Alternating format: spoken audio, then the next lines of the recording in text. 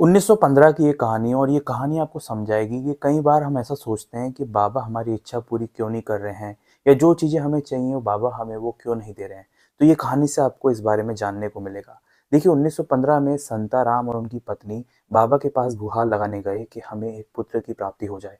इससे पहले संताराम को एक पुत्र हुआ था लेकिन वो बचपन में ही उसकी डेथ हो गई थी, तो वो दोबारा गए और श्यामा, संताराम और उनकी वाइफ जो है बाबा के पास दोबारा अर्जी लगाते हैं और बाबा को एक नारियल देते हैं। बाबा क्या करते हैं, वो नारियल उठा के और वापस धीरे से जो है वो संताराम की वाइफ की ओर फेंक देते हैं और उस वक्त बाबा की आंखों में हल्के हल्के आंसू होते हैं। ये देख के सब हैरान होते हैं, लेकिन बाबा कैसे ना कैसे वो बाबा से बहुत विनती करते हैं, तो बाबा कुछ ना कुछ करके थोड़ा बहुत उनको आशीर्वाद दे देते हैं। अब ये जो आंसू थे बाबा की आंख में, ये हमें मालूम पड़ता है 1919 में। 1918 में बाबा ने महासमाधि ले ली और 1919 में संताराम को एक पुत्र की प्राप्ति होती है।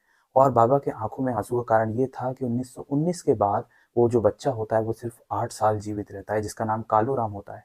8 साल के बाद उसकी डेथ हो जाती है और यही नहीं, संताराम की जो वाइफ होती है, उस बच्चे को जन्म देने के 2 साल बाद उसकी भी डेथ हो जाती है। तो इस भविष्यवाणी से हमें समझने को मिलता है कि बाबा ने भले ही मुझसे कुछ नहीं कहा हो, लेकिन बाबा के हाव-भाव कुछ ऐसे ही थे कि बाबा बता रहे हों कि ये आपके लिए शुभ नहीं होगा। और ठीक इसी वजह से अगर बाबा आपको कोई चीज़ नहीं दे रहे हैं या बाबा आपको कोई चीज़ देने में डिले कर रहे हैं, तो उसमें आप ही की भलाई छुपी होती है।